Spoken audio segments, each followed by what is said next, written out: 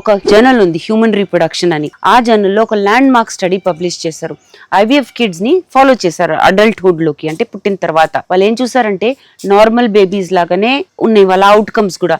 అంటే హెల్త్ ఉండొచ్చు, long term health ఉండొచ్చు, ఫిజికల్ డెవలప్మెంట్ ఉండొచ్చు, స్కూల్ పర్ఫార్మెన్స్, మెంటల్ హెల్త్, ఇవన్నీ నార్మల్ బేబీస్ లాగానే ఉన్నాయి. సో చిన్న చిన్న రిస్క్స్ ఏమన్నా ఉన్నాయా, దీని గురించి క్లియర్ గా మాట్లాడుకుందాం. సో ముందుగా వచ్చిన స్టడీస్ చిన్న పాపులేషన్ మీద చేశారు కదా, అలాంటప్పుడు లో బర్త్ వెయిట్ పిల్లల్లో ప్రీ టర్మ్ గానే పుట్టడం, అంటే టైం కన్నా ముందే పుట్టడం అనేది IVF పిల్లల్లో చూసారు. కాకపోతే ఇప్పుడు స్టడీస్ ఎక్కువ జరిగాయి, పిల్లలు ఎక్కువ పుట్టారు, అలాంటప్పుడు చూసారు ఈ రిస్క్స్ అనేవి మల్టిపుల్ ప్రెగ్నెన్సీస్ వల్ల వచ్చిన రిస్క్స్, లేదా తల్లి వయసు ముందు నుంచే ఎక్కువ ఉందనుకోండి, అలాంటప్పుడు మెటర్నల్ ఏజ్ వల్ల వచ్చిన కాంప్లికేషన్స్ తో పిల్లలకి కొంచెం హెల్త్ ఇష్యూస్ ఉన్నాయి. అంతేగాని IVF ద్వారా వచ్చిన కాంప్లికేషన్స్ ఏమీ లేవు. మనము సింగిల్ ఎంబ్రియో ట్రాన్స్ఫర్ చేసిన, అంటే తక్కువ ఎంబ్రియోస్ చేసిన, మోడల్ ల్యాబ్ టెక్నాలజీస్ వాడినా ఈ అవుట్కమ్స్ అనేవి, అంటే పిల్లల అవుట్కమ్స్ నార్మల్ ప్రెగ్నెన్సీ పిల్లల్లాగానే ఉంటాయి అన్నమాట.